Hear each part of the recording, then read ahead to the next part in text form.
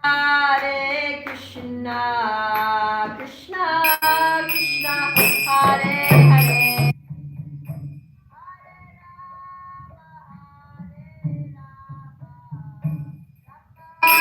Rama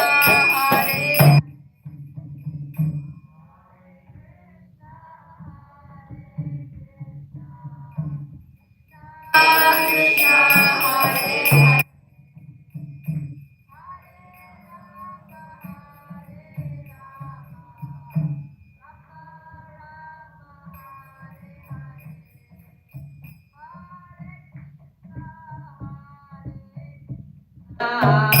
Krishna Krishna, Hare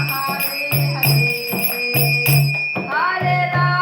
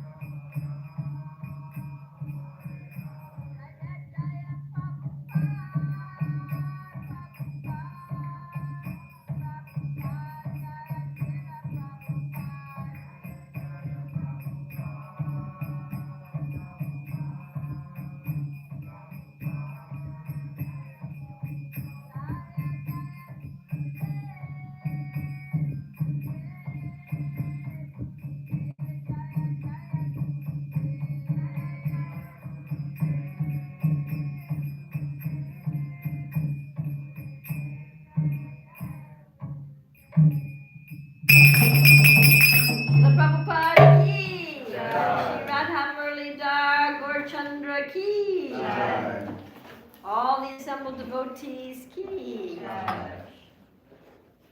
Krishna, thank you all for coming. If this is our group, I'd like to make it more kind of casual and informal because it's a smaller group. How does everybody feel about sitting in a circle on chairs? Does that work? Mm-hmm. Everybody like that? So can we do that together? Yes, everybody, you can just move these mats and stack them over there, and then just bring your chairs and come into a circle.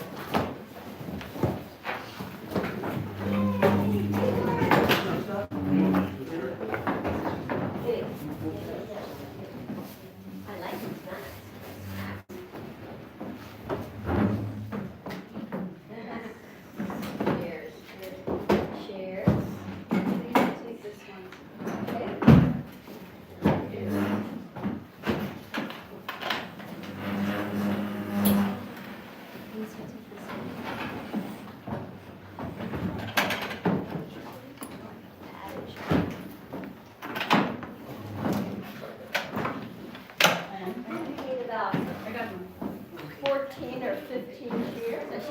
up.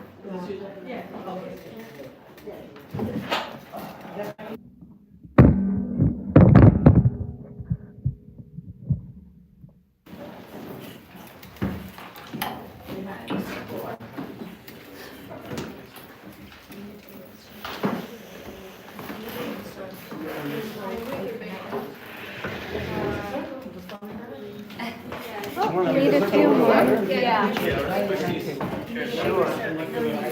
Like one of those little. Okay.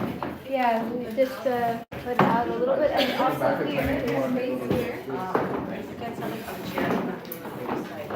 Don't go too far. Does everybody have a chair? We have space here. Yeah. You can move closer. How's that? I look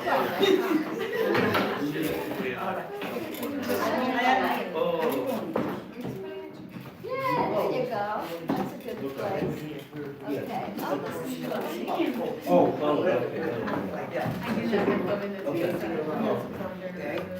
put another chair. Like that. Chair can go here.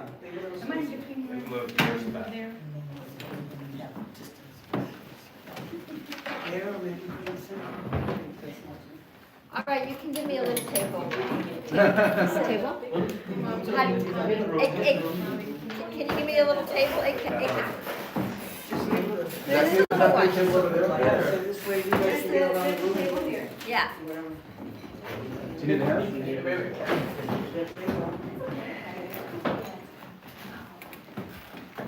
That's the Didi table. Yeah, but they do use it for like. Yeah, I just didn't want it to spill. I'll keep it right here. It's okay, no table needed. All right, let me get this big contraction here. Let's see if we can get to the side. Okay, is everybody settled in? Everybody got a seat? 2, 4, 6, 8, 10, 12, 14, and 16. Okay.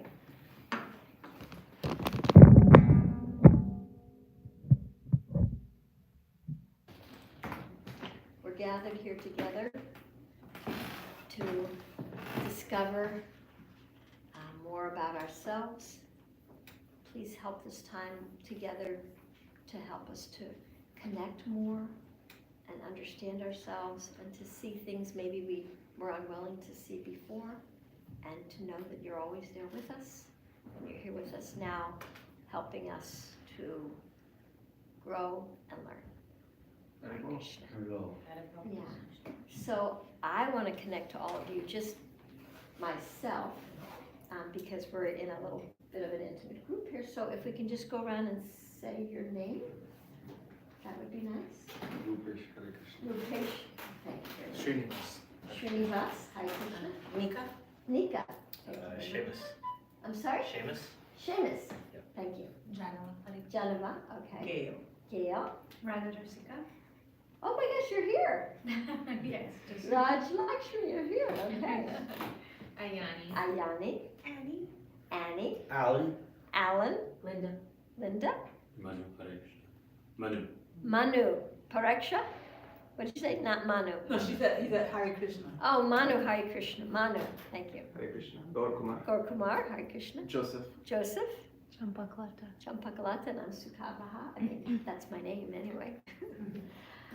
So, we're really here to, get a sense of, we all know logically that the false ego isn't who we really are, because that's why it's called false ego. And that the false ego tends to either cover us or divert us from our real self. We all know that.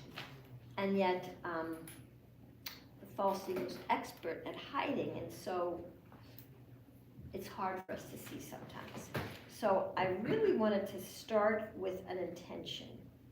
And our intention here is to help learn ways to distinguish between matter and spirit. The matter is the mind and the false ego, and the spirit is the soul self. And we want to get some tools in order to disarm that mechanism. I'd like for each one of you to write down one quality that you'd like to get from this workshop. If you could have any quality, if you could have any one quality, what one quality would you like to get from this workshop? If you have a phone, Yeah, we can do it on your our phone. phone. If you don't, phones, usually people have phones. If you don't have a phone imprinted in your mind, think about what one quality that you want to get. Okay, I've got my quality. We could even go around and say the one quality. That way it would be imprinted in everybody's mind, but how do you feel about that? Does anybody want to say the quality, or you want to just keep it to yourself? I'm sorry? I can see it. You want to say it? Maybe you want to say it, or want to? Depends on the quality I want. I just need to think. Okay, so I'll give you another minute. I'm going to be quiet and give you time to think of the quality that you would like to intend to get. So I'm going to give you 30 seconds to think about that.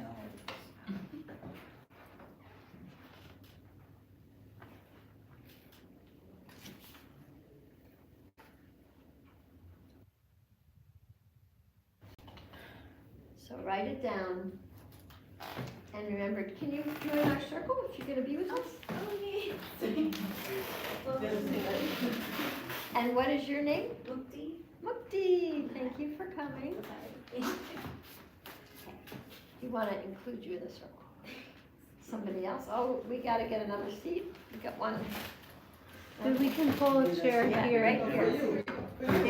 No, I'm gonna stay right here.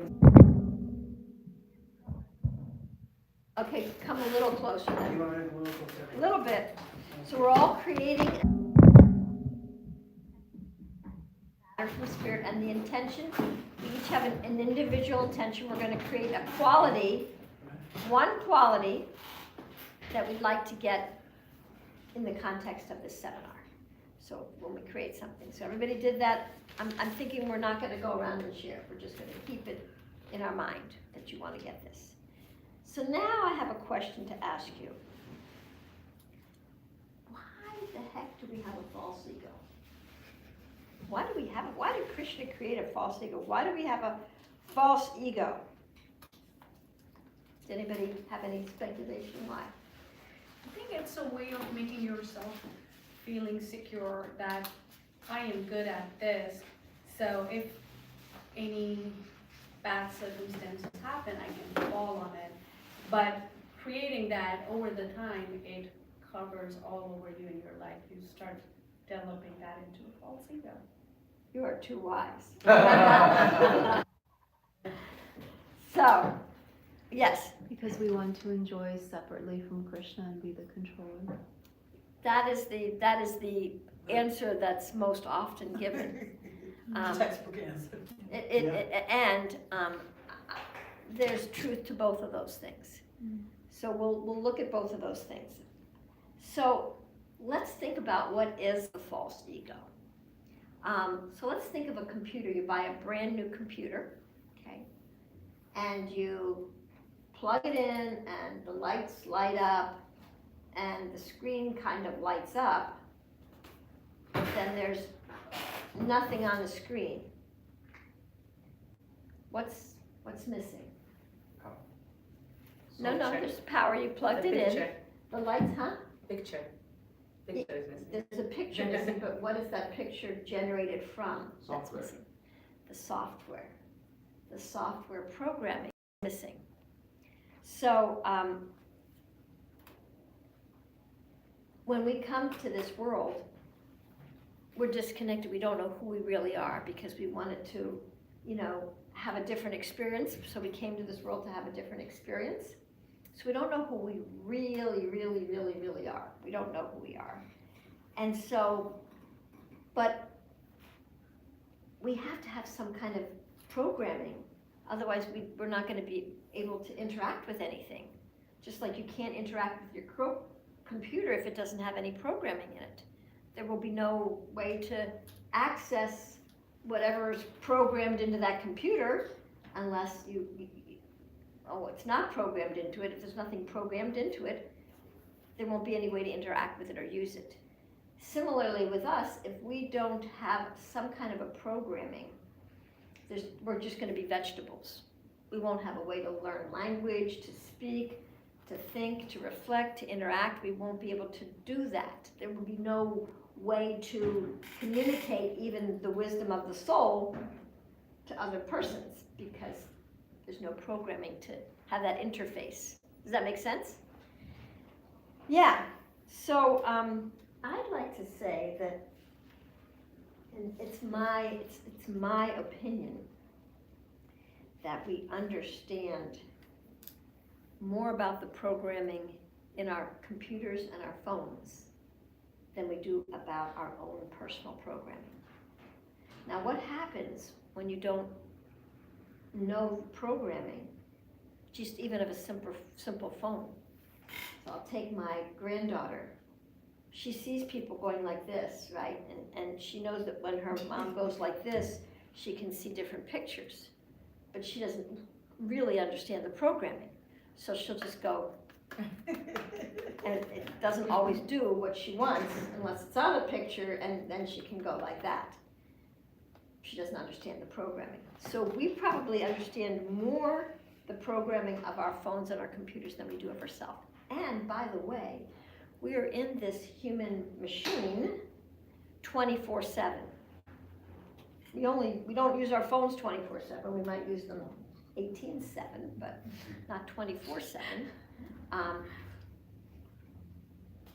It behooves us to understand this machinery. When we don't know how to operate a machinery, you have this drone that you're operating, but if you don't know how to do the robotics of the drone, boom, you might run into somebody, hurt them. You could even run into their eye and make them blind. You could crash and destroy the drone. Yeah, if we don't understand our machinery, we are driving blind, and that's not a safe place, really. And so, if you haven't noticed, when we drive blind, what happens? Crash. We have crashes and accidents and conflicts with other people, right? That's a lot of it's because we don't understand our programming. We don't understand ourselves. Now, this machinery is an amazing, sophisticated machine that Krishna developed. It's amazing. But a lot of the machinery, just like in a computer, the software is invisible. It's invisible. You don't really see the software in programming. And our mind and our false ego, they're pretty invisible. So our job, we need to detect the mind and the false ego. We need to detect the false ego in order to disarm it. If you don't know what it is that you're detecting, how are you going to ever disarm it? It eludes us. So, how do we detect? Any thoughts about how we might detect? I mean, I'm giving the class, but are there any thoughts about how we might detect? Maybe. Go ahead. Maybe through trial and error, Well, a lot of it we usually do is trial and error. Trial and error is not necessarily the best way. Yeah, we do a lot of trial and error. Yes, thank you. Yes. Ask someone who knows you very well in your life for feedback. Ask someone who knows you very well for feedback. Yep. And you said something in class earlier. What, could you say that same thing again? I don't remember exactly what you're referring to. You're Joseph, right? Yes. You said being self-aware. Didn't you say something Yes. like that?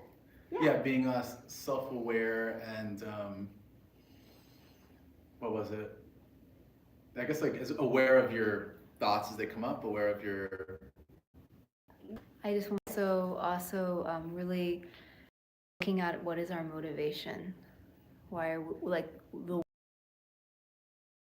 because we could be acting, and that's one thing, the action, but to actually reflect and look at what is my consciousness, what's motivating me. Right. Yeah. So similar thought, they call it big reflecting. How does it consciousness reflect on that, and then contemplating on that? Yeah. Yeah. Does that have to do with decision making? You you make decisions using your intelligence? I wouldn't necessarily go there. Decision making might be more, not reflecting, more, Intellectual. Being reflective. yeah, but I wouldn't call it, I wouldn't use the word decision making, because decision making, it's more, intellectual. So we're gonna talk about a whole mechanism here. Prefrontal cortex. Yes, the frontal cortex. We know all about the frontal cortex, yes. So, Krishna has designed his body to give us information. He wants us to win. He wants us to be able to find our real self. He wants us to come back to him. That's what he wants for us. The one thing that really can help us is pain. Pain really wakes us up. Like if somebody says something and it doesn't feel very nicely, we become attentive. Sometimes if things are really, really, really nice, we might just go to, and then we might even ask the question, why am I suffering? Which is sometimes what brings us to spiritual life. Why am I suffering? Why am I suffering? So that suffering, now let me look at this. Let me investigate this. Okay, so I'm going to just tell you a little brief start of the origin of our false ego. So it all started in the womb. We were in the womb, and our consciousness, our soul came into the womb at conception. And then as we developed, they say that somewhere around 7 months in the Bhagavad births. But then you come to a certain consciousness and you realize, like, this womb is really crowded, it's suffering, it does not feel good. Krishna, I know you put me in here to ultimately bring me back to you. I remember all the mistakes I made. Please don't let me forget you. And that would be the prayer of the soul in the womb. So that pain even wakes up the embryo, that spirit soul, to like a higher consciousness. You know, and then the trauma of birth has us go unconscious again. So we go unconscious, but not fully unconscious. There's always the memories inside of our soul, like they're recorded, like a hard drive. It's all in there. That's why people can do past life regressions and things like that. The information's all in there. So then we're a little child, and we cry when we need something, and our gets us some kind of a relief from that pain, and things seem to be kind of easy. We're functioning, but then we become a little bit more aware, and then we're aware, okay, there's not just me crying, there's parents, maybe there's siblings, maybe there's relatives, there's friends, and then there's more people, so we become more conscious and a little self-conscious of ourselves. We become a little more conscious, and then something happens as a little child that feels uncomfortable. Something happens to us that feels uncomfortable. Of course, into that. So I'll give an example in my life. My mother yelled a lot, and I had an older brother that was 2 years older than me, and he would punch me a lot. So in my little girl's mind,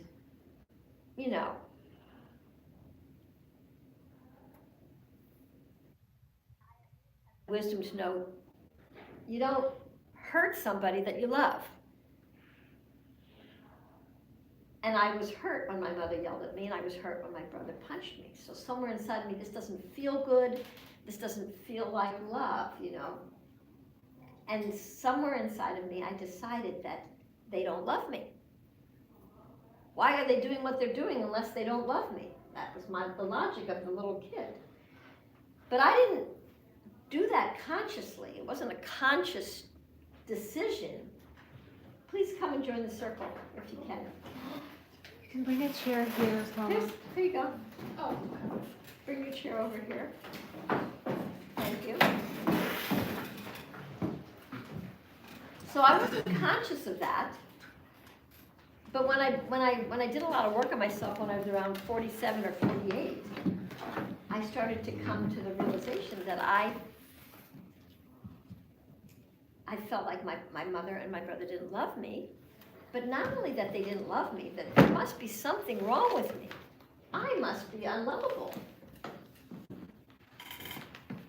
That's the beginning of our pained persona. I'm calling it our pained persona. I give it a name.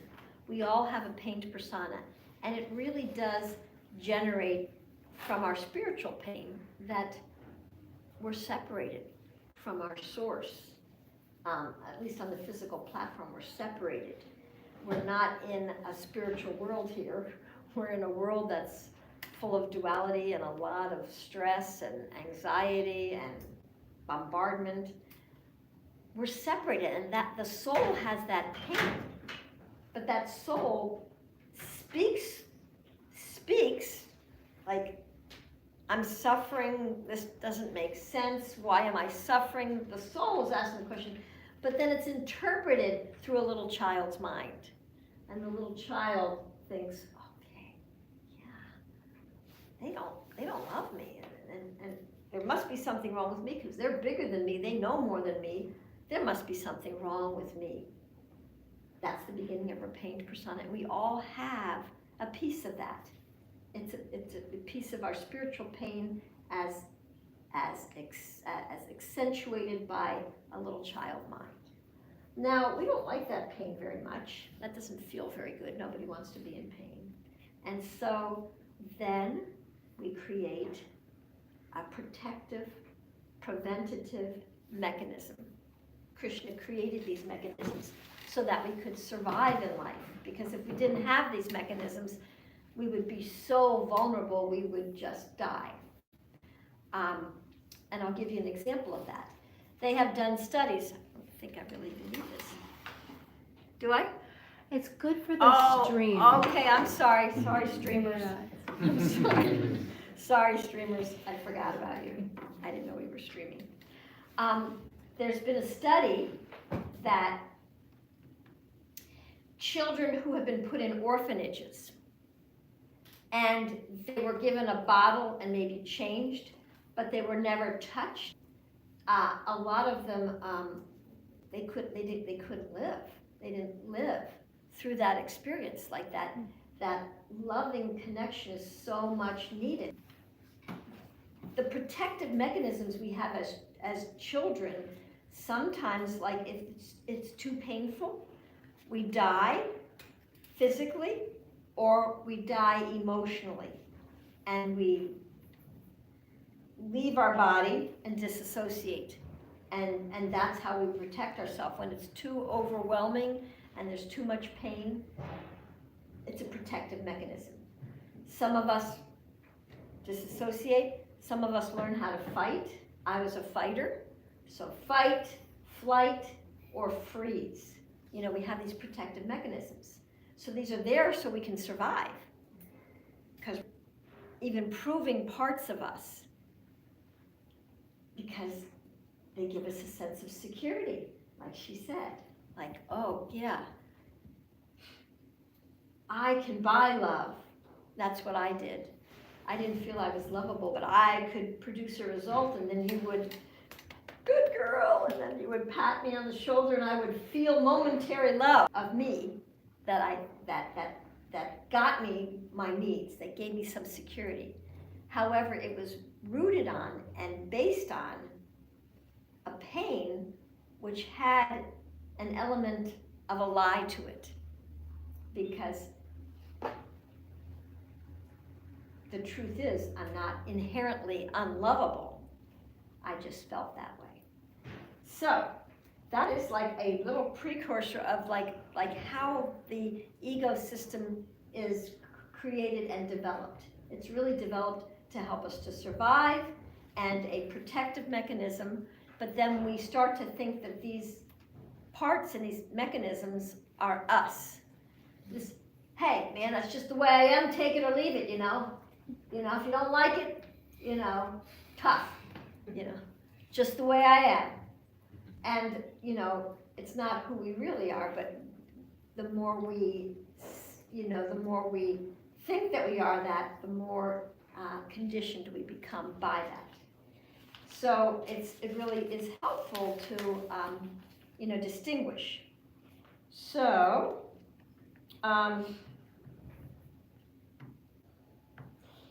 yes, survival, coping mechanisms, and we live in duality. This is right, this is wrong, this is good, this is bad. We just go back and forth and back and forth. So in all of this, the pained persona is one cover on top of our soul, but then we have the preventing, proving, protecting, and there's layers of them suffocating our soul. And yeah, it takes a lot of energy to maintain all those personas, and they keep the real soul self hidden from our experience, so we miss out on that. Okay, so that was a precursor. So, but the thing about these mechanisms, they're kind of like apps on your phone that are running in the background. Have you ever, you know, wondered like, wow, why did my battery go down 50%? I didn't do anything. But there's like apps running in the background, and they drain the battery. That's how these ego mechanisms are. They're running in the background. They're very subtle, very elusive, but they drain our battery. And then we wonder why we don't have any enthusiasm to live life. Okay, so now we're going to do an exercise. That was a precursor. I want you to all pick a recently challenging or frustrating experience that you had with someone. Just pick an experience. Like with a person. With a person, yeah, some person. And then I want you to write a list if you have your phones. I hope everybody has a phone. Most people do. So write a list of you know, what you thought at that moment. You know, there's some you know, what you made it, what you thought about that person, you know, what you thought about life, what you thought about yourself, what should be, what shouldn't be, you know, I should be more this, they should be more that. So write it all down because we're going to refer to this list again. So I'm going to give you like, you know, a minute or two. Do you have a phone? I do remember. You remember your whole list, word for word? Yeah. You have a good prefrontal cortex? They're not many, so I guess 5 of them are. Okay, remember 5 of them because you're going to have to refer back to them. Okay. Does it have to be like if we haven't had any like conflict? Like could it just be like a interaction where afterwards you felt like you could have done better? It could be. The more recent it is, the more juice there is. So we're trying to just extract some juice here. So if it was further back than recent, you know, think about a time, you know, like when my brother punched me and that was really, you know, and like. So if we don't have a recent one, we could do a Yes, past one. anyone. But you want it to be either recent and alive or intense and you still remember it. Okay. So that you can actually glean some statements. Can you please repeat the question one more time? Yes, I will. So you're thinking of a situation where you had an interaction with maybe another person or something and you felt some pain. I don't know what kind of pain. Anger, hurt, upset, frustration. And then I want you to write down what your mind was thinking at that time. Oh, they're so this, and they shouldn't have done that, or I should have been more this, or so you write down those thoughts that you had. Yeah. Okay. Everybody's got a phone. Great. Do you have a phone? I have a good. Oh, you have a good memory? Okay, I hope so. Good frontal cortex.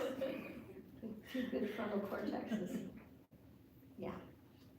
And it'll just give you a couple minutes to, I'm sorry, I should have brought pencil and paper. And so we're supposed to write down. what you thought at the time, like some kind of like, they're so mean, or I'm so unintelligent, or, whatever, you thought at that time.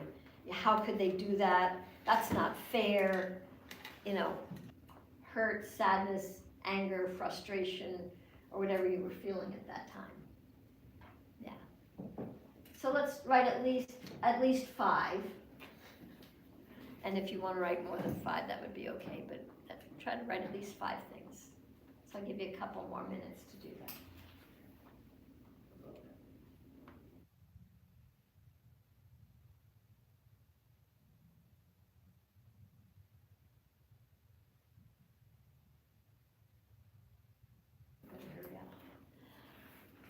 Okay, I'll give you like 30 more seconds to finish up. Even if you don't have 5, it's okay.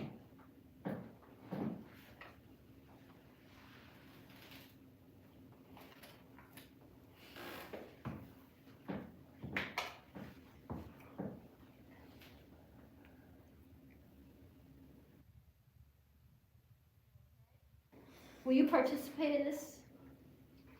I kind of just want to listen more. Okay, you want to I'm listen? exhausted.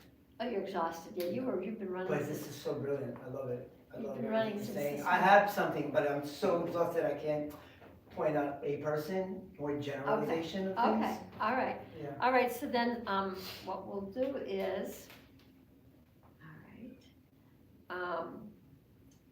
now we're gonna match up with your partner next to you. I hope that's gonna be okay. So you two, you two, you two, you two, you two, you two, you two.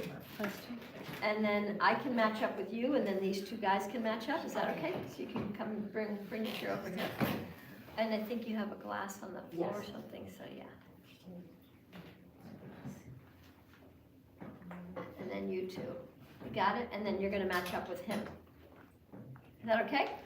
So what you're gonna do is you're gonna read off your list to the other person. So it might get a little loud in here, and sorry for the live streamers. You're gonna read off your list to the other person, and you're gonna put a little energy into it. And you read off your list, and then you're gonna switch, and then the other person's gonna read off their list, okay? We read just the feelings, the way we, Yeah, whatever you wrote down, you just read it off with feeling. not what happened. Just, Not what happened. Yeah, just the feelings. Yeah, we don't go into what happened at all. We're just going right into the list. That was a good question. Thank you so much for that. All right, so we're gonna do that for 1 minute for one person and 1 minute for the other. So read your list off and read it with some energy.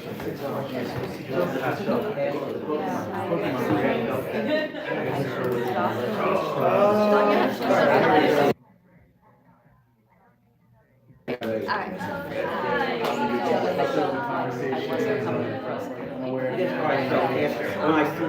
Maybe not saying how I felt the next day. I guess I'm not coming across clear. Yeah. Go ahead. Not getting to this person. They're not listening, or they're not being heard. So say it as a statement. They're not listening to me. I'm not being heard. Am I not being clear? Yes. Maybe I'm not being heard.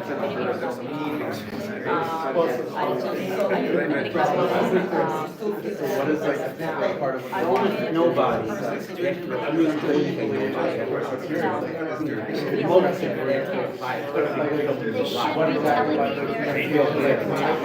that was the best. They should be telling me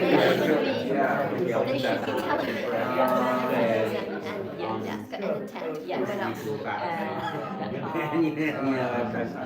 But I wasn't getting it. I'm not getting what I want. I feel really bad. Yeah. I feel, make sure the other person gets a chance to share. Okay. All right. Yeah. He's so mean. He's cruel. She's not helping me. She doesn't care about me. She doesn't love me.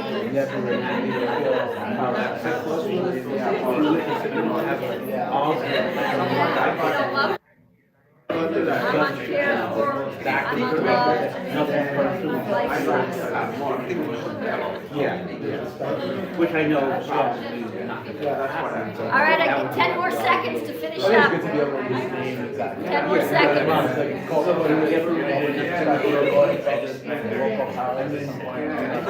Okay. All right, then you can stay in your group. You can stay in your little group. And now what we're gonna do is, in front of each one of those things, so I'll do mine. In front of each one of those things, you're gonna put the sentence, my mind is telling me. So, my mind is telling me that he's mean. My mind is telling me that she doesn't care. My mind is telling me that life sucks. And so I want you to do that with each single one of them, and then I want you to switch. So go. Go ahead. My mind is telling me that I'm not coming across as perfect. My mind is telling me that I'm misunderstood. My mind is telling me that my mind is telling me I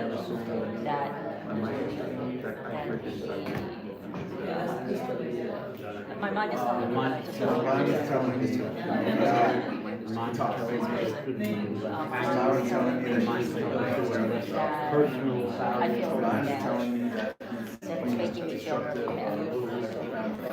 There was something. My mind's telling me he doesn't want to share. It doesn't want to share his feelings. My mind is telling me that he won't I don't want. doesn't understand. I think And my mind is telling me I think like your feelings are valid. he's not listening.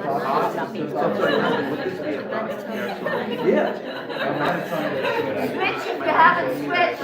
Make sure the other person gets to share. My mind is telling me, my mind is telling me, my mind is telling me. You got 1 minute to switch.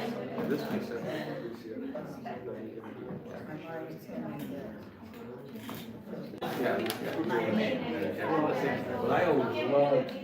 I think you have to control it right there. Okay, time's up. Okay, so now I'd like you to come back and I think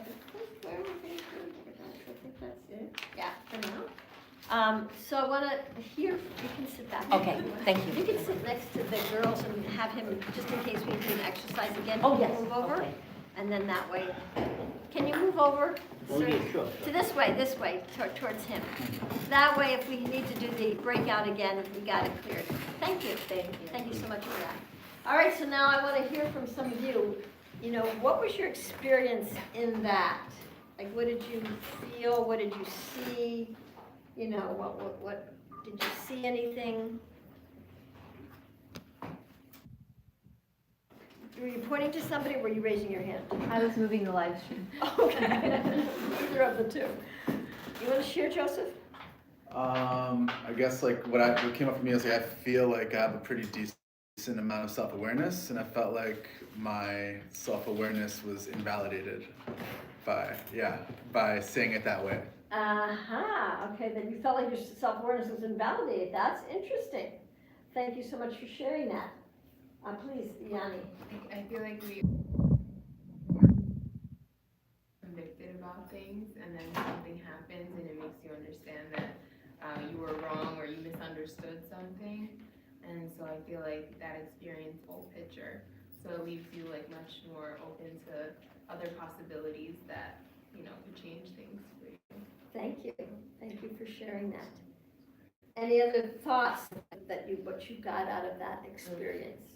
I felt when we did this second part, when you say my mind is telling me, I felt like those feelings were not that strong, or it became more like less feeling in those. That you had a little bit more of a perspective, and it didn't seem so as intense. It's not that intense, yeah. So yeah, okay, yeah, all right, yeah, okay. Thank you for sharing that. Any other thoughts? Well, I was thinking, I wish I could have, when I had the arguments, been less personal about it, less emotional, just stuck to the issue rather than to the person, you know? There you go, that's a very wise thing, like that, you kind of took it personal, Yeah. and you wish that you could have been more just, with the issue rather Yeah. than got dragged into that. Thank you, thank you. We'll talk about the invalidation part after this a little bit. I guess Go ahead. I felt like, I guess at the moment, like Joseph said, the self-awareness is hijacked by the false ego or something like that. But when I really looked at it, I reflected later, it could have happened to anyone. Like, because we are humans, it could have, Yes, not just yes. me. Yeah, so there's nothing wrong with what you thought. There's nothing invalid with what you thought. Yeah, because I thought my mind was ready. Wrong with what you thought. And at the same time, we want to understand, this is an important part, that our mind is designed as a meaning-making machine. It's a big meaning-making machine. It's designed for that. I need to know, as a little child, I learned that this is a chair. Okay, a chair. Wow, this is a chair. Chair's for sitting on. And, maybe I could stand on this chair, but maybe it's dangerous to stand on the chair. Maybe a ladder is better. And this is a folding chair, so I could maybe pinch my finger in here. Your mind is designed to, give meaning and understanding so you can navigate in the world. The problem is that our mind sometimes gets carried away and it makes meaning where there is not really that meaning. Like when I made the meaning when my brother punched me and my mother yelled at me, that not only do they not love me, that's one meaning, but I'm unlovable, and that's another meaning.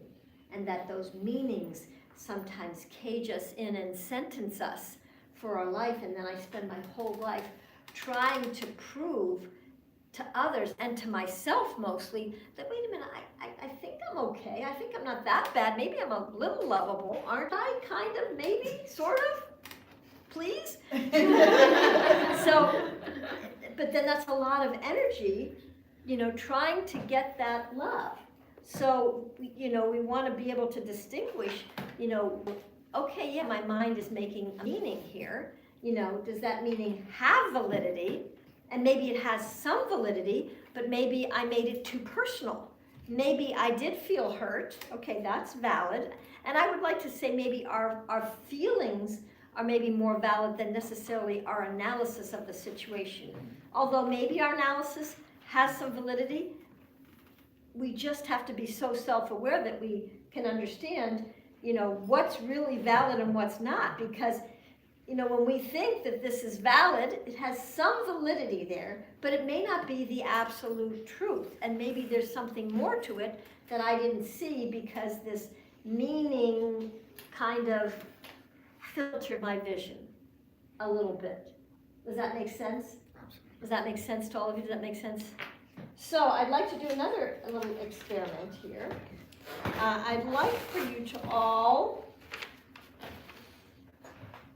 take your hands like this and make like little straws. Okay? And I want you to look around the room in the little straws and what do you see? So tell me what you see when you have those straws in your eyes. Okay, anybody want to share what they see? What do you see? What can you see? Limited views. Limited view. Shout it out. Go ahead. Fragments. Fragments. Shout it out. Anything else? Blurry. Blurry? Okay, shout it out. People are framed beautifully. People are framed beautifully, but you can only see one person at a time. Myopic view. Myopic view. The walls of our lens are. Distance is distorted. Distance is distorted. Okay. So, I call these, usually I have little straws which I hand out to people, but hands work just as good. I call this the straw of expectations. Okay? The straw of expectations.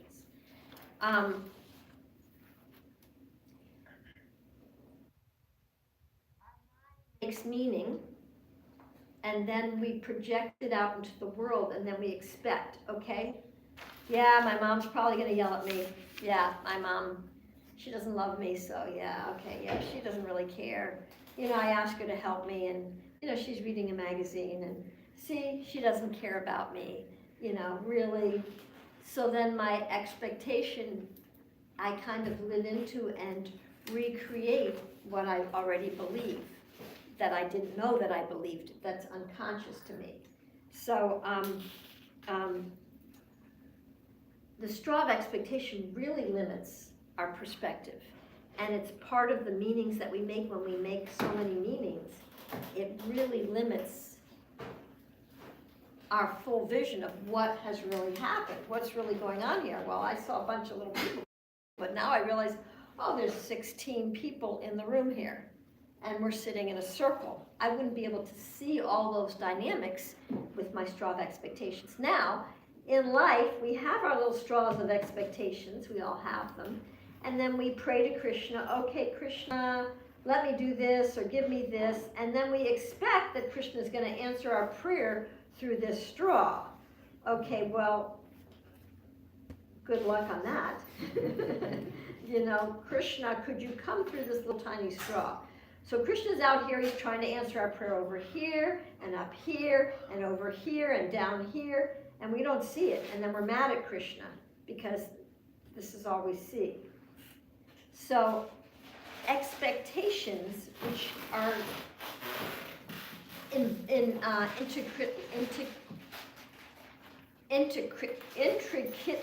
intricately woven with our false ego. Are you going to have to go, Raj Lakshmi? Okay. Thank you. That's okay. You read those books. All right, my dear. Yeah. So, they really limit our vision. So now, again, we'll go back to that first exercise and just think about, in that exercise, what if any of you had any things, what should have been and what should not have been. You know, they should have been nicer. My mother should have protected me. So can anybody just say one of their shoulds? Just raise your hand and say maybe a should or a should not that you got from that first exercise. They should have been respectful. They should have been respectful. Thank you. Understanding. They should have been understanding. Okay. Should have been honest. They should have been honest. Anybody else? You get the gist though? There's these shoulds that we have. They're expectations. Now, people are the way they are, and they do what they do, and then we add meaning to what they did. You know, somebody might have like walked by and didn't say hi, and we make that mean they didn't respect me. You know, what was yours? Honest. Yeah, and people may, you know, like be so fearful and so afraid of being vulnerable that they stretch the truth because they're trying to protect themselves. But then I say, you're a liar, you're not being honest. And then, you know, we may be wanting to be understood and trying to explain, but if another person is from another culture, another context or whatever, and then we're trying to explain it, we think we're being clear, and they're like, they're in another zone and they can't hear us and they can't understand what we're saying, we make that mean they're not just they don't understand me, or they don't want to understand me. They're not being honest to me, and they don't want to be honest to me, and they're not respecting me, and they don't want to respect me. So we make it personal.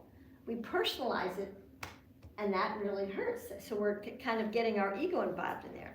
So whenever we have a should or should not, it's kind of a resistance to what is. People do what they do until they do something different. I do what I do, I did what I did, until I realized, well, maybe I could do something different. And we're all doing the best we can, but sometimes we're just locked into our defense mechanisms, and we just keep doing those blocking defense mechanisms until we don't have any friends or whatever. The worst, you know, like the limits of the material world, the consequences, the impact finally gets to us, and it's so painful enough that we think, maybe it's me, maybe I could do something different. And then we can shift our perspective. So shoulds and should nots are resistance. And there's a little truth that says whatever we resist will persist. Because we've kind of marked it like, you don't love me. So everything that my mother did, it came through the filter that she doesn't love me. Yeah, she got me what I wanted, but she loves my brother better. Yeah, but, and you never can really receive the love. So it wasn't until my mom was in her 80s that I sat down with her and I acknowledged her for, you know, what she had done in her life. And she told me a story about the first day when I was born and how the doctor took me away and she didn't see me for one day and she hated that doctor and she was so angry and she said, "What's wrong with my baby? Is she okay?" And she never went back to that doctor again. And I thought, wow, my mom really loved me. But I couldn't perceive that or receive that love because there was all that resistance. You don't love me. You don't really, really love me. Yeah, but you don't really love me. So that resistance keeps that belief in, it keeps it persisting, and then we continue to have that same experience. We can't shift that belief system. Does that make sense to everybody? Okay. So, you know, another thing about duality is that, that's resistance. Whatever resist will persist. Resistance is a negative attachment. In Bhagavad Gita it says to not be attached or averse to anything, right? That's what Bhagavad Gita says. Aversion is actually a negative attachment. Like, I don't want to be with you, you know, or I want to be with you, you know. Both of those have an attachment or an expectation, and we're locked into some belief. And that's duality. Yes, no, right, wrong, good, bad, good, bad, I love you, I hate you, friend, enemy. It just keeps us in the cycle of duality. So in our resistance and our protection, sometimes we tend to shame and blame others, or we shame and blame ourselves. Yeah, and that doesn't feel very good. That's frustrating, and it perpetuates the pain. We perpetuate that pain. So the one thing is that I would like to say about this, 99% of people do not, I'm going to take that back. How many of you like to be blamed? How many of you have ever blamed others? Right. So 99% of human beings do not like to be blamed. It hurts. Oftentimes, in order that we don't get blamed, we'll blame another person. We'll push it off to another person so that we don't get hurt. So it's a protection, kind of. It's a shield, but when the bullet bounces off the shield and it goes back, it hurts the other person, and then they might want to attack us, and they might want to retaliate, and then we keep that duality, keeps the conflict in place, and it's all part of the ego system. So detecting these subtle belief systems that we hold, we all have belief systems in our head, cultural, New York belief systems, gender belief systems, family of origin belief systems, religious belief systems. We all have these belief systems. And we really want to look at, are these belief systems really like hindering my perspective, or are they opening up my perspective? We want to really be honest about that. And detecting these subtle aspects is 50% of the work. You've done 50% of the work when you've at least detected even one of those belief systems. Oh yeah, I always tell myself that. Yeah, I always say that people are mean. I always say that things aren't fair. And you start looking at when you hear repetitive things in your head, that has some roots in a belief system. Something that you repeat to yourself. You say it all the time. Oh, it's too hard. This is too much. I'm just overwhelmed, or like, why is everybody so mean, or nobody cares, or I'm so blah, blah, blah. Whatever it is that we say repetitively, even if it has a few different formats, but it's the same mood, those are some probably belief systems that we have which keep us kind of locked in to, our pain. So detecting these little things is 50%, more than 50%. So detecting comes from pausing, which we're doing in this little seminar here, pausing. Oh, I didn't, sorry, I didn't realize. Sorry. I'm so sorry, live streaming people, I was not aware. And then when I said pausing, I paused enough to be aware that I wasn't talking into the microphone. I'm so sorry. So, bring it up a little, okay. Yeah, okay. So, pausing helps us to be aware and detect things that are going on. Oh yeah, I always tell myself that. Is that really true, or what is that? Being curious about it. All right, so now that we know a little bit how to be pausing and be self-aware and detect those little subtle things, now I'm gonna go over 5 gifts to help us disarm the false ego. And I'm gonna go over them in an order of kind of how they might develop. And then we're gonna realize that they're an acronym for something. So the first gift is the gift of responsibility. So when you hear the word responsibility, tell me what you hear. What would you hear when you hear responsibility? Give me Obligation. obligation. Thank you. Anybody else? Work. Work? Hard work. Hard work. Hard work. See, these are belief systems, right? Responsibility means hard work. It means obligation. What else does it mean? Ownership. Duty. It means ownership. Okay. Burden. A burden. Yeah. Anything else? Accountability. It means accountability. Anything else? Something that you have to do, but you don't want to do. Something that you have to do but you don't want to do. Okay. Anything else? Responsibility could also be like, it's my fault. Oh my gosh, I'm responsible. I did that. I'm responsible for that.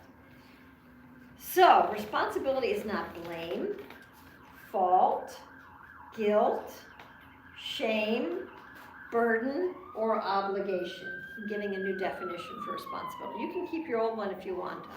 I prefer this one.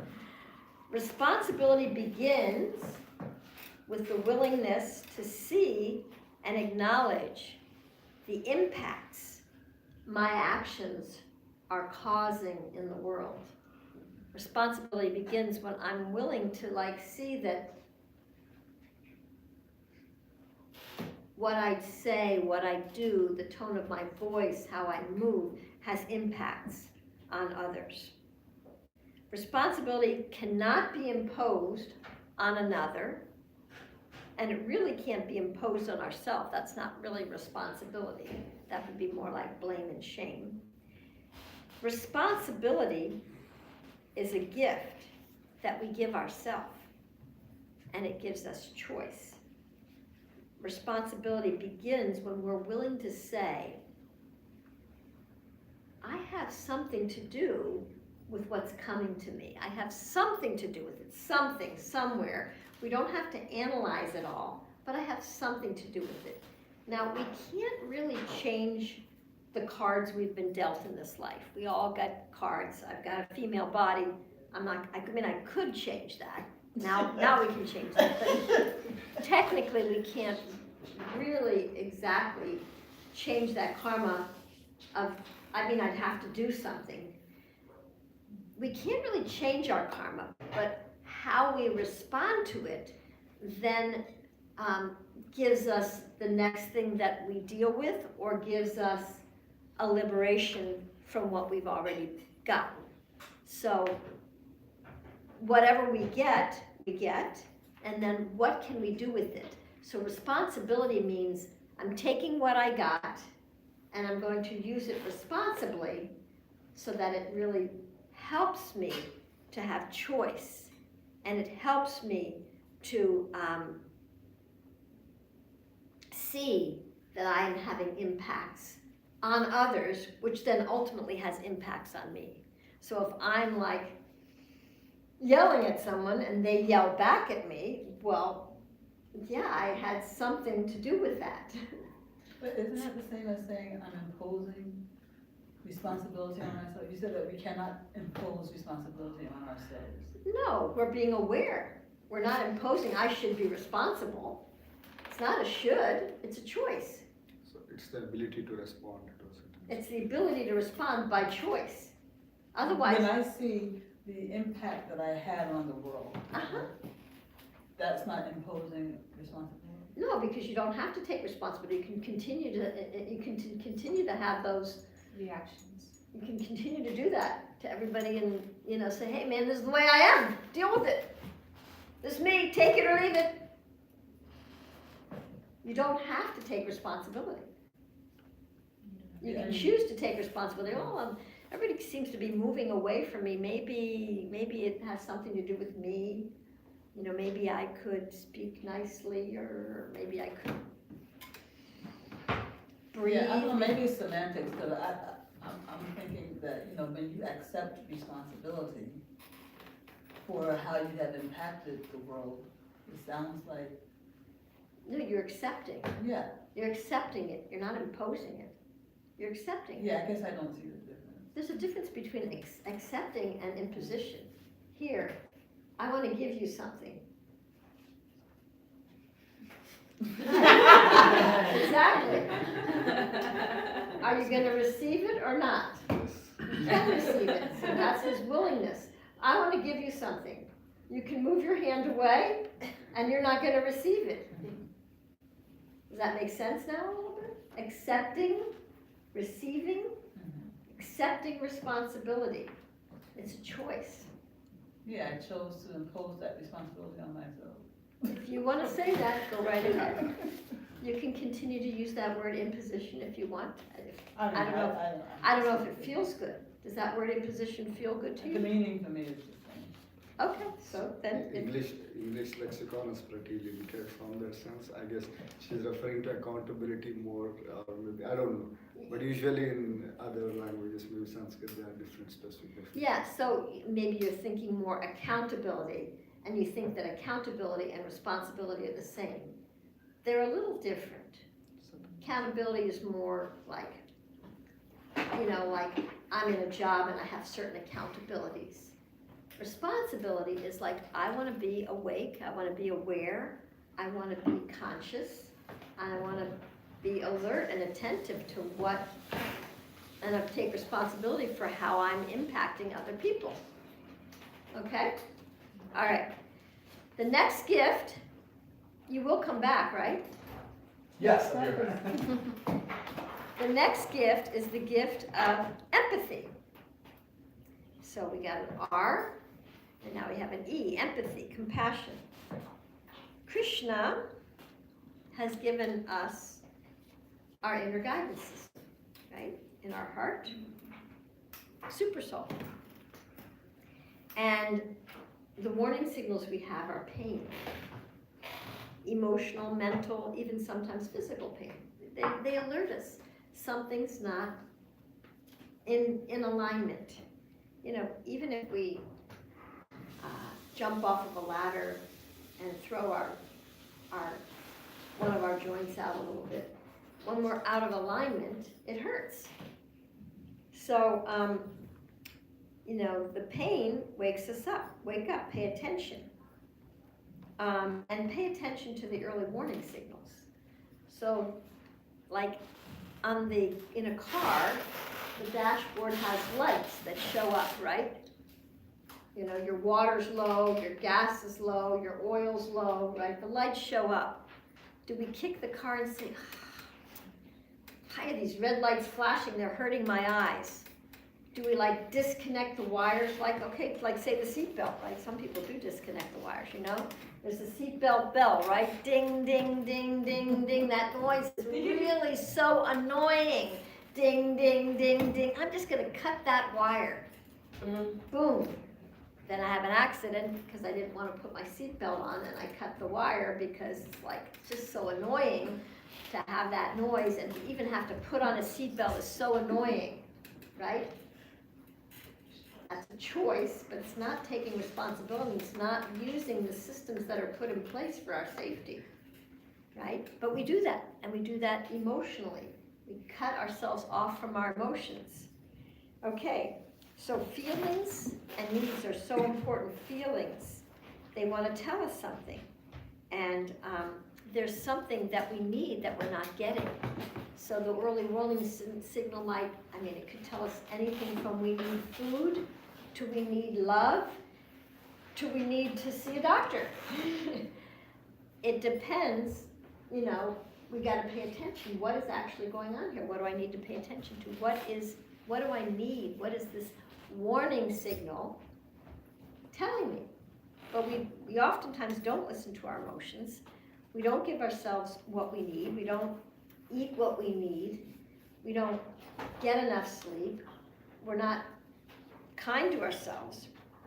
And then we kind of perpetuate the pain because we're not listening to those warning signals. Okay. Yeah. I have these little yellow cards that I have, and if you get my books, one of the cards is in the book. It has feelings on one side, feelings when our needs are met, and feelings when our needs aren't met.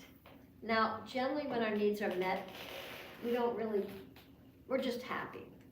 You know, we don't really pay too much attention to that.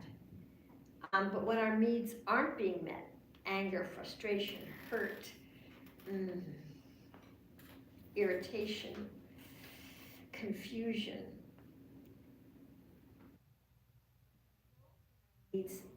those are the feelings that help us to really identify what it is that we need. What do we need, you know, in that moment that we're not getting? And oftentimes anger tells us that a boundary's been crossed. You know, some boundary has been crossed, or I have not been able to keep a boundary. So when we can really get what the need is, then we can do something about it. Okay, so,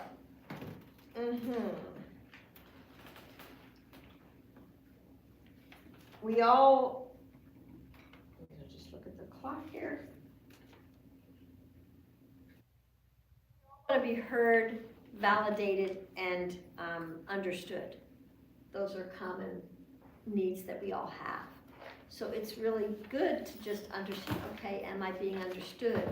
Am I being clear? How can I validate myself? You know, what is my need for validation? Am I invalidating myself and expecting someone else to validate me? Just understanding our feelings and our needs.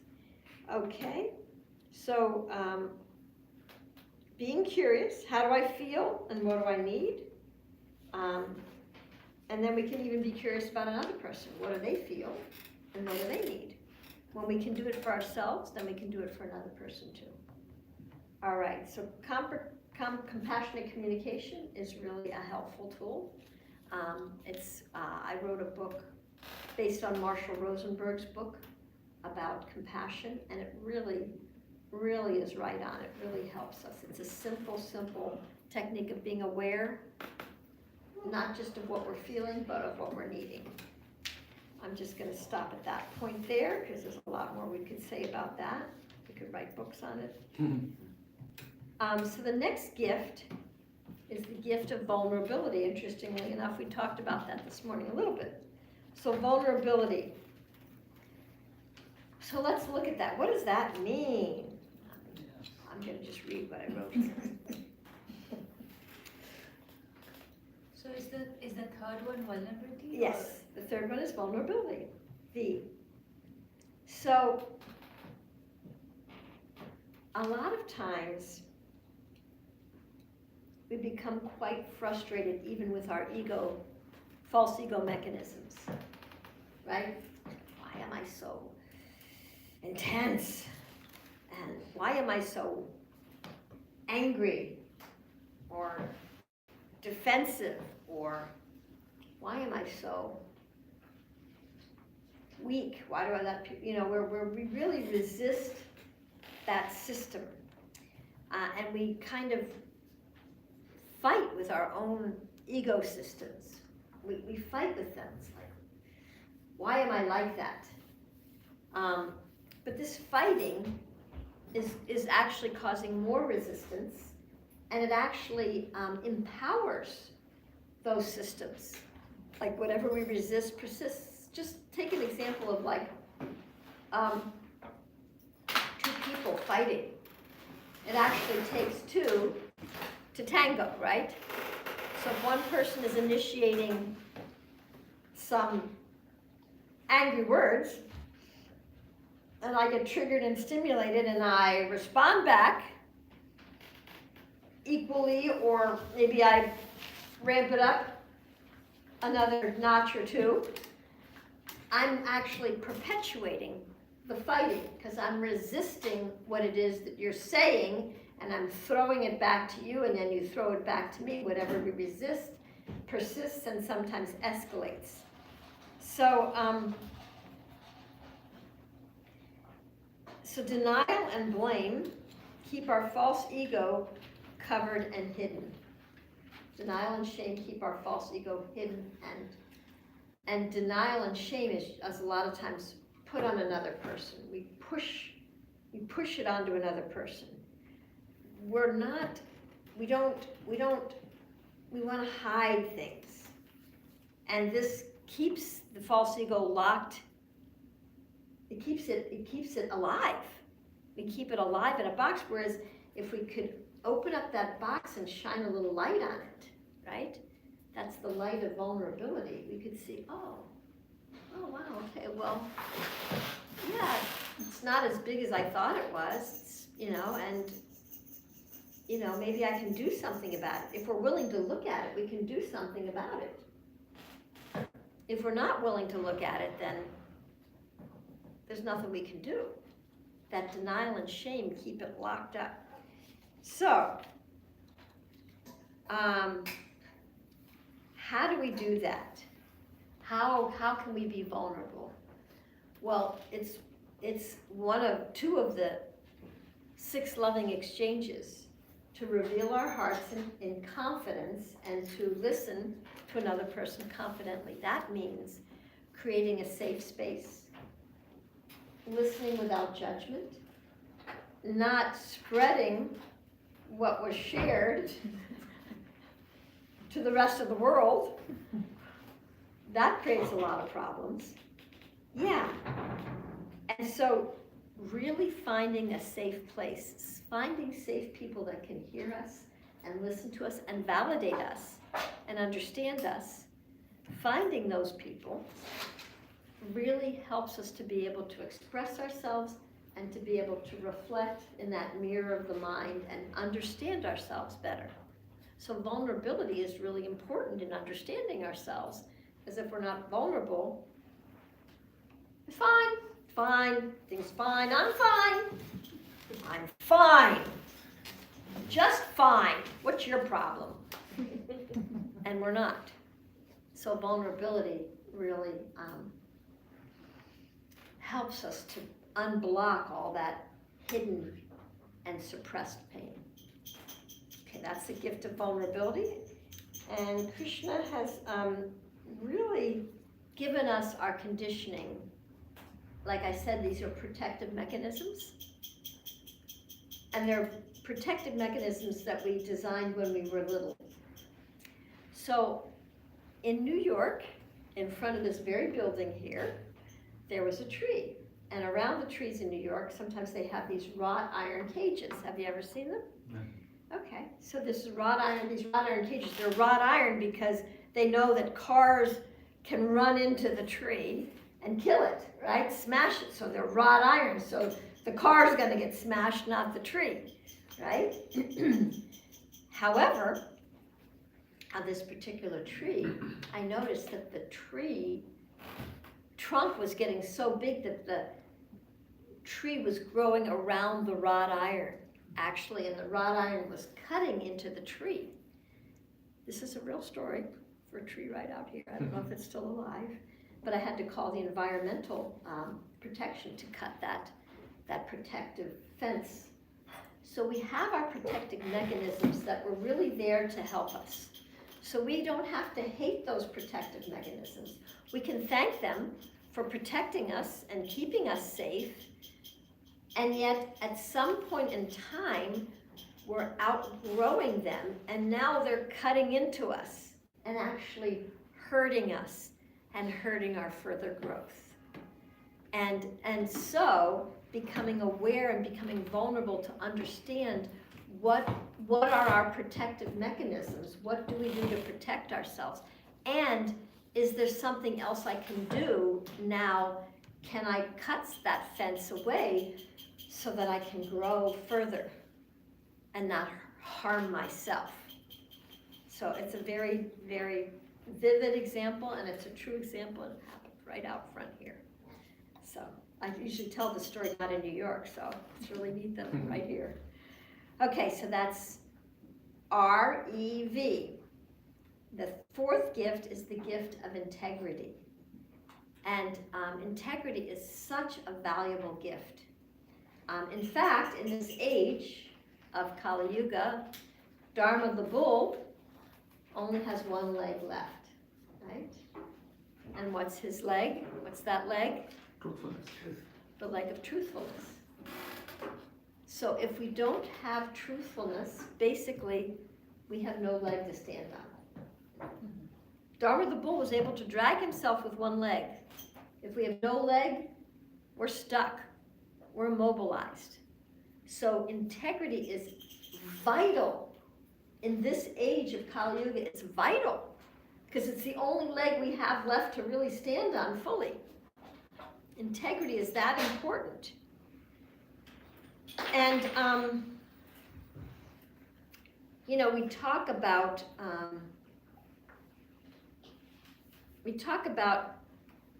humility and how important humility is.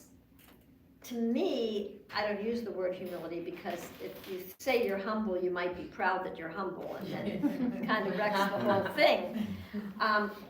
However, honesty is really helpful. It's really helpful when people can say you're humble, but you can say, I'm just being honest. And honesty is close. But in honesty, in pure honesty, there probably could still be a tinge of pride, but it's not as prevalent. When you're just really rawly honest, it's not necessarily that easy to be rawly honest.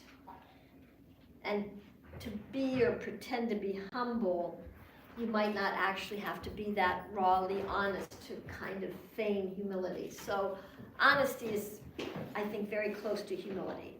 So honesty, integrity creates workability. Hi, Krishna. Integrity creates workability. And when you honor your words, you are honoring the people you give your word to. And when you honor your word manifests because you're empowering it. if you can't keep your word with the little things like I'm gonna come on time, or I'm gonna be there, I'm gonna do this, those are little things in life. If we can't keep our word in those little things, how will we ever keep our big words, our vows, our word to ourselves? I promise I'm gonna exercise, I'm gonna eat good food this year, I promise myself. We won't be able to keep that word because we don't have the practice of integrity and honoring our word for the little things. If we can't do it with the little things, we're not gonna do it with the big things. If we can't get the basic mathematics, 1 + 1 is 2, if we don't know that, we ain't doing any higher mathematics. It's not happening because we don't have the basics down. So integrity is so important, so important. It's like prime. And that's in my book about the gift of integrity. So here's a little saying: happiness is when what you think, what you say, and what you do are in harmony. When we're aligned with our soul self, that brings happiness. When we align with our value system, we may value something, but if we don't invest in that value, if we don't invest in it by actually honoring it and keeping our word to that, then it's really of no value because we haven't invested in it. The Indian marital rights has that Trikara Shuddhi Manasa Vacha Karmana accepted as part. I guess it's Say it in English. Yeah, Manasa Vacha Karmana, which is by thought, by words, and by action. I sought to work as partners. By thought, by word, and action. Yeah. And so you start with words. Okay? What You start with I'm sorry, can you say it again? So in Indian marital customs, marital, yeah, marriage. marriage customs, they have this word like you go to an altar, right? Even in Catholic customs. So they say by my thought, my speech, and by my action, I'll be true to you when you are Oh, okay. I honor Oh, you. that's nice. Yeah. So we start with our words. We're in integrity with our words. And then our actions align with our words. And then we work back. Then we can even be in integrity with what I thought. We can really even watch our thoughts. That's being super self-aware. But if we're not aware of what we're saying, oh yeah, I'm gonna do that. Yeah, sure, no problem. Oh yeah, let's do that. And then we never follow through with it. Oh yeah, I'm gonna call you later. And we never do it. We're not even aware on that level. We're not conscious on that level. How are we gonna be conscious with our own thoughts, which are so subtle? So we want to be conscious of the words that are coming out of our mouth. And when we're conscious of our words, and then we're conscious, are my actions aligning with my words? And then, what am I thinking that has me not being able to align my actions and my words to what I really value? So these are good questions to ask. So the last gift is the gift of gratitude. Gratitude really helps us to widen our perspective. We count our blessings. This is the power of gratitude, the power of prayer.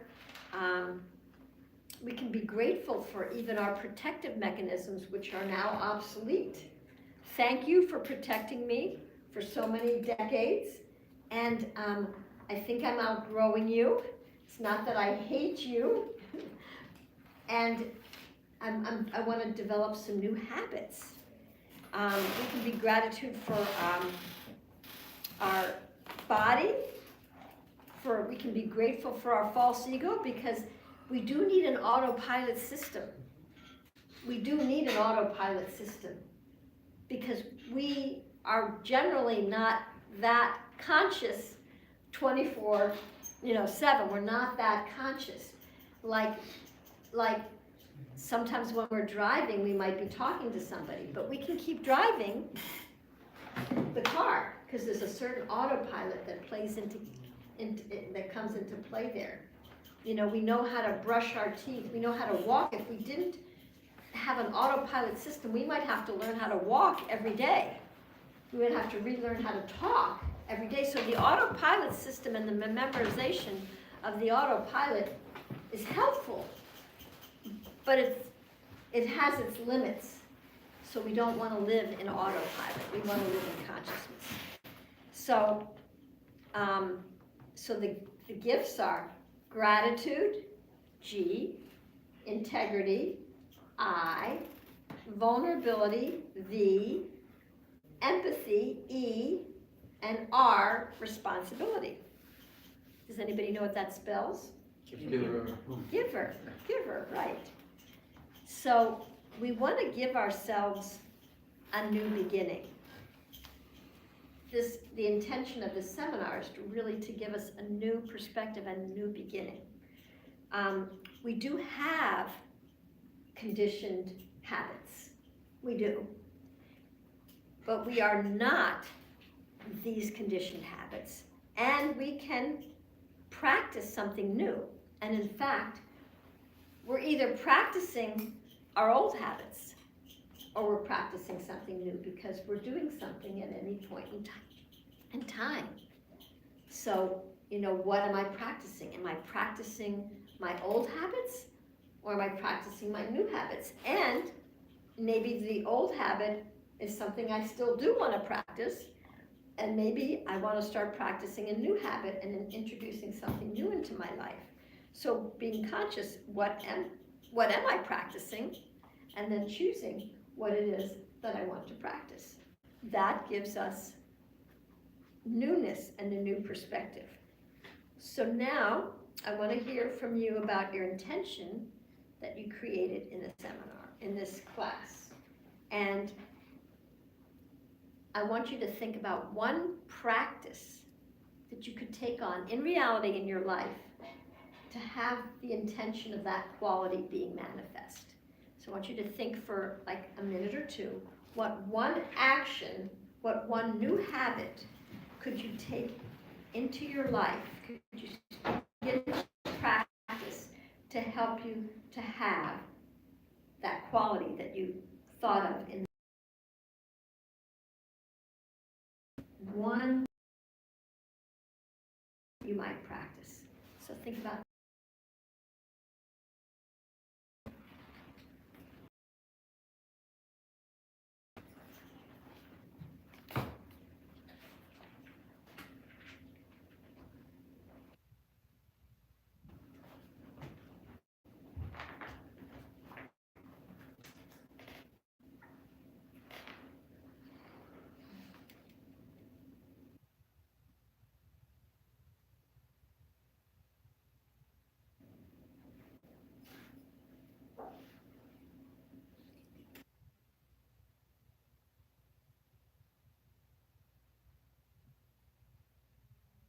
10 more seconds.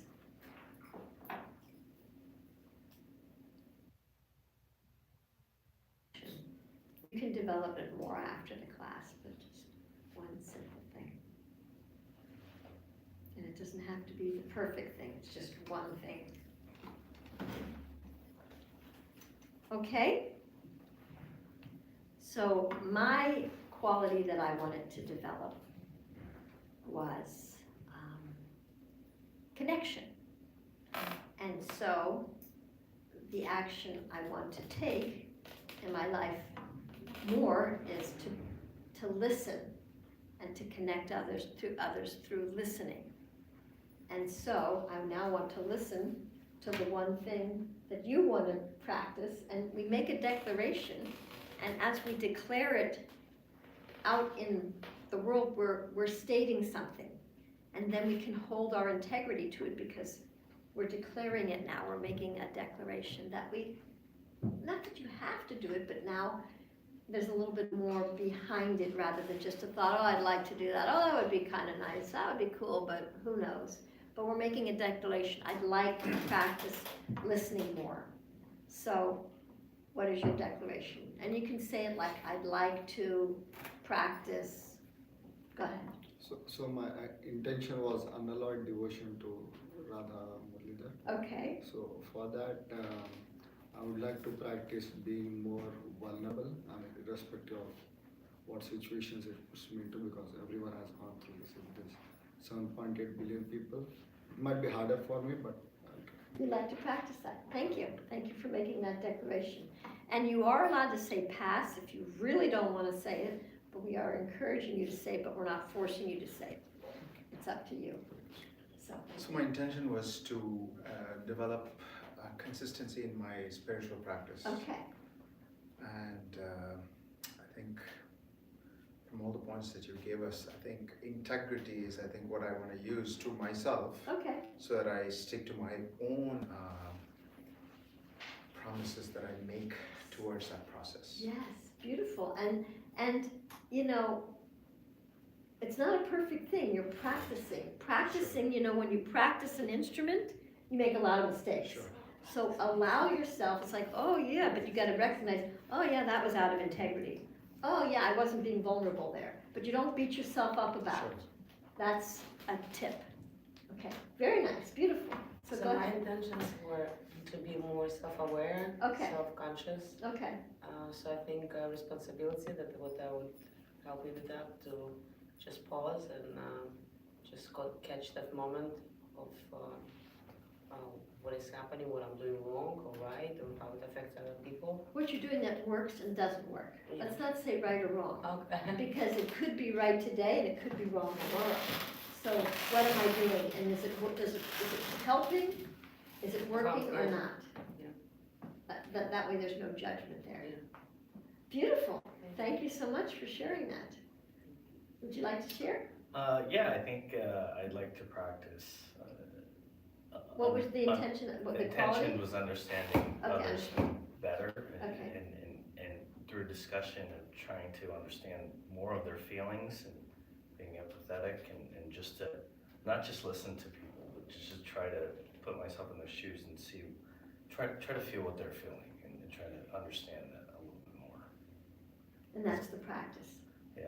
Yeah, putting yourself in another person's shoes so that you can, To better understand like what they're going Yes. through instead of just listening and Yes. just words don't mean, I mean, words are great, but it's more just the true feeling of understanding. right, not like, yeah, mm-hmm, Right. yeah, mm-hmm, yeah, mhm, yeah, yeah. Really getting it. Got it. Nice, beautiful, thank you. So I had the intention of having more clarity, Okay, more clarity, okay.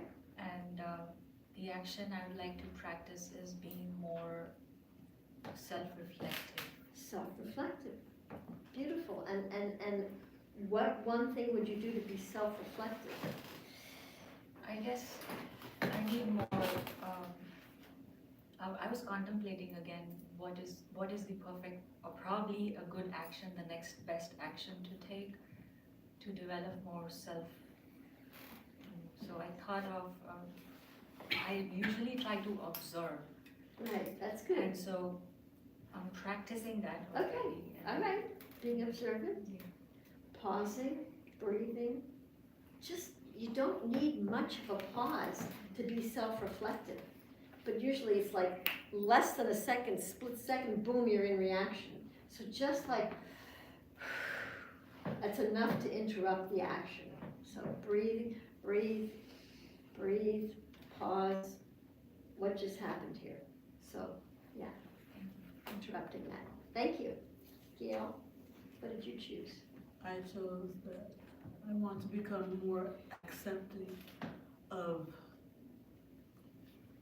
people's thinking that is different from mine. Okay. And what one action would you take to do that? Like, instead of like reacting, you know, I will like.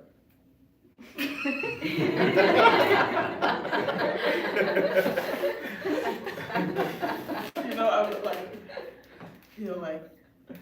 try not to do the either subtle or gross reactions, like, like no eye rolls. Well, that's a kind of a negative. Yeah, just trying to, I have a stop the question. reaction. I have a question for you.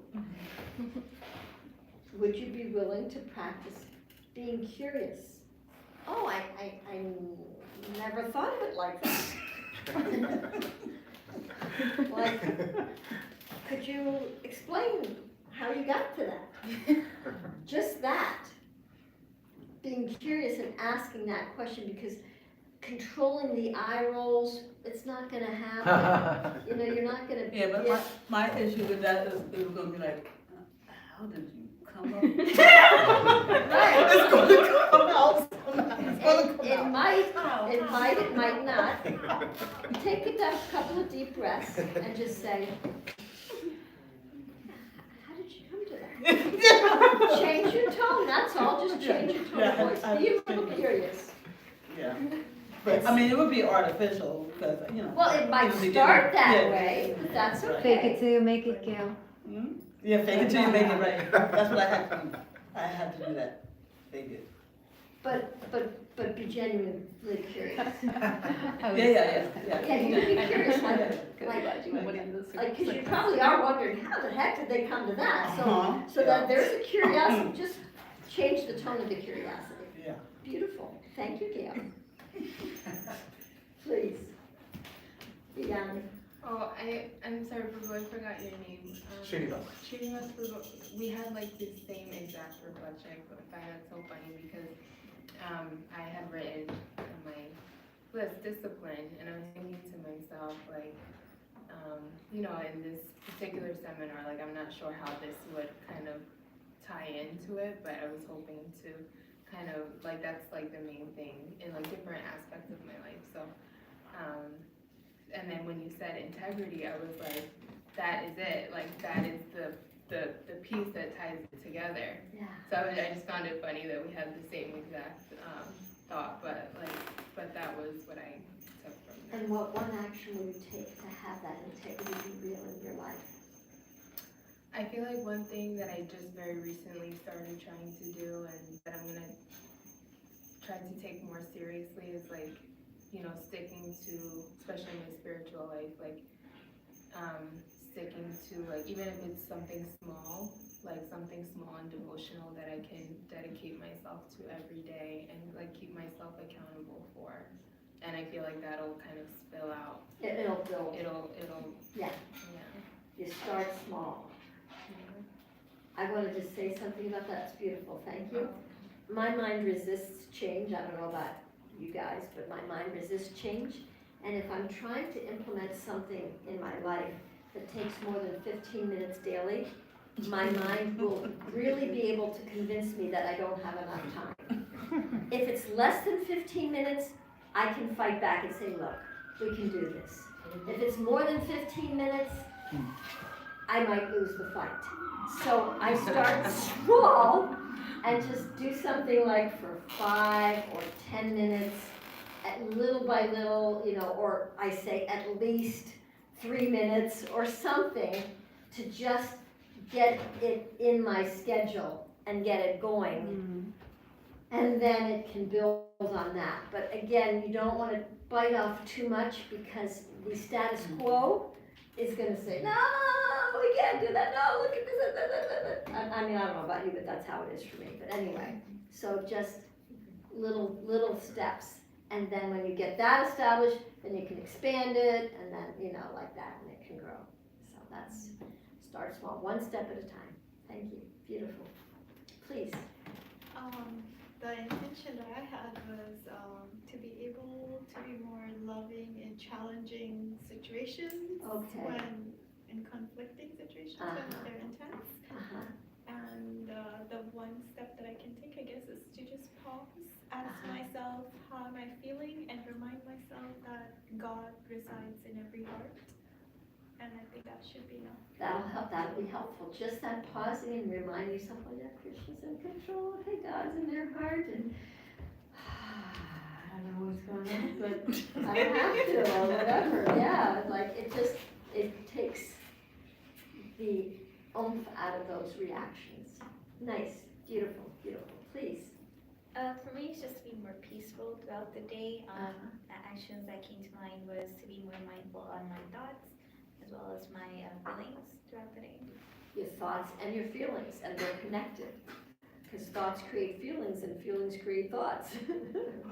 So yeah, be mindful of those two things. What what thoughts are my feelings creating and what feelings are my thoughts creating? That would be a good question. It's a process. Yes, thank you. Beautiful, beautiful. Please. I think mine was deeper understanding or listening. But I think what came up for me also was, more importantly, remembering. Remembering? Yeah, because I don't, like, if something, say, is a little unsettling or I don't always remember. Like certain memories I don't have. Right. You know, it's hard to get in touch with. Right. For a reason. For a reason. Yes, Yeah. for sure. And, dear Lord Krishna, help me to see what I've been unable or unwilling to see in small enough pieces that I can actually look at them without melting down. Does that make sense? Yes. Yeah, just tiny bites. Yes. So we can digest it. Beautiful. Nice, thank you so much. I was thinking being more forgiving, and then what I thought was being willing to reach out first.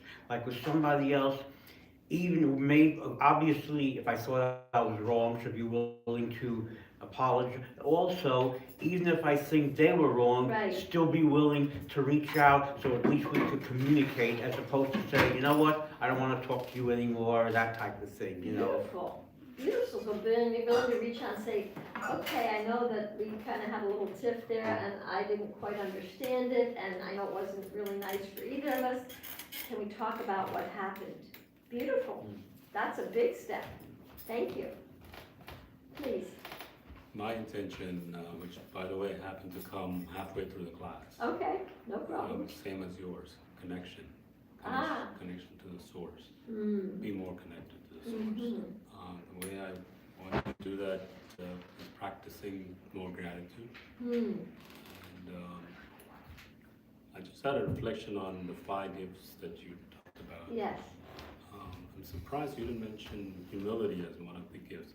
Don't you have to be more humble to have any one of those gifts to be put into action? I did mention it. Integrity, honesty, and I said honesty is close to humility.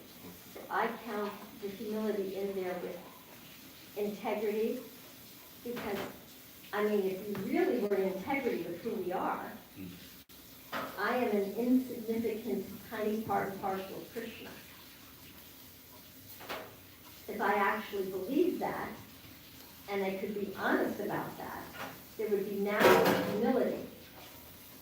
So, to me, honesty is an expression of humility. And it's easier to manifest kind of in reality honesty, whereas humility could be faked and not real. But like I said, honesty is kind of more raw, like raw honesty, and that is being humble. So that's where I included it there. But I don't generally use the word humility because I think we need to practice honesty, and then a natural humility comes the more we're connected with our values and the truth, and the more honest we are, then it's like a natural extension of it, but you wouldn't even really necessarily even say you're humble, you're just being honest, which it's connected. Does that make sense? Yeah. Yeah, okay. So thank you for bringing up that point, and it's good that you asked that. Cool. Come on. So my intention was to be more empathetic. Okay. The action I want to practice is putting myself in others' shoes, listening, and not to be judgmental. And lastly, to really connect at the physical, emotional, and the spiritual level. That's a lot. So, I think you can manage all that. What would be the first step? He already does that. but at least to listen and be less judgmental. Okay, let's try that. Let's Yeah, start with that. let's start with And then the other things will come. Yes. I can see that you've created a long-term intention. Yes. So yeah, so listening and Being like, less judgmental. Let's say putting the judgment over on the shelf. Yeah. because we can't necessarily stop our mind from thinking, but we can say, okay, maybe, maybe not, and just put the judgment over here. Let me just listen to what they have to say about it before I pass the judgment. Or, yeah, instead of passing the judgment. Thank you. Beautiful. Joseph. So mine was partially inspired by Gail's question in the Bhagavatam class. She'd asked you about curiosity and love. Uh-huh. And then I was thinking about it a lot, and I want to decrease how judgmental I can be. I You want to decrease? Judgmentalism. Okay, judgmental, okay. And I guess where that came from is I think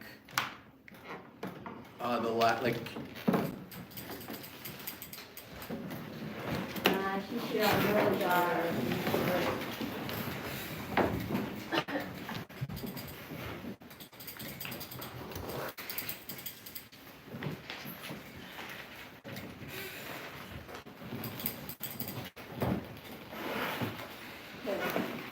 obviously it's 4 o'clock, so we almost need to finish here. So, but we just got 2 more people and then let's do that. Is that okay? I'm sorry. Integrity. So yeah, I feel like the opposite of curiosity is judgmentalism. So it's like if you're like inside of yourself, like if you find yourself being judgmental, you could actually be curious about your own. Where did that thinking come from? What is that? Yeah. Yeah. So that's like essentially using curiosity to counter judgmentalism. It really does. And there's a saying, be curious rather than judgmental. Never heard of it. Really, really, really, really works. So perfect. So curiosity, and that was for, what was your quality? Non-judgmentalism. Correct. So curiosity is the step you're going to take. Yeah, perfect. Thank you. Beautiful. Thank you so much. Please. My quality that I wanted to develop was tenderness. Okay. And the action that I'm going to take to do that is to practice being fully present with people and giving them that time and space and responding to them with a gentle, loving heart. Beautiful, beautiful. And it is a practice. Yeah, beautiful. Thank you so much. And I came a little late, so I Yes. didn't get to set the intention, but I think an intention I would like to set is to be more understanding. I think a couple of people already said that. And you said that too in your your thing. And I think I need to start by being patient with myself and also with the people around me, because then I get like more clarity. What would help you to be patient with yourself? Because that's like one of those ethereal qualities, like, I want patience now, Krishna. That's like, so what would help you to be patient? I don't know, to be honest. I'm working on that. I think being more kinder. To yourself. Yeah. Very good. Self-kindness, self-care. That would help. For myself, and also like if I have that, I can, I think, project that onto other Absolutely, I would agree with that, because if you take care of yourself, then generally you're not so impatient. But impatience usually comes from also like stress, frustration, anxiety. So when you take care of yourself, those things can come down. So I like that. Self-care. All right, so I thank you all for your intentions. Did you say yours? I'm surprised I made it. I'm so happy I did. I think just keep hearing. Keep hearing. Keep hearing? Yeah. Okay. Studies like this, because everything everybody said will come. Okay, and what one step would help you to hear more? Oh my gosh. Just one. Keep doing what I'm doing. Okay, all right. Keep doing what I'm doing. One step at a time. Yeah. You're here. That's right. And you're coming and you stayed the whole time. So thank you so much. So you just came at the tail end, so I didn't really include you on, not discluding you, but we do have to conclude this. And you didn't get to do the exercises. So thank you so much for your time and your attention. And if you like, I do have books in the back. Finding the Gap, Some Truth About the Lies We Tell Ourselves, and Entering the Gap, More Truth About the Lies We Tell Ourselves. And these books are specifically designed as a follow-up for this because they really do help us to detect and churn and get more clarity and reflect on what's going on inside of these little heads of ours so that we can get to these little hearts of ours. So they're in the other room. Gaur Kumar is sitting there at the table, and I'll be willing to sign. So thank you so much. All glories to the Prabhupada.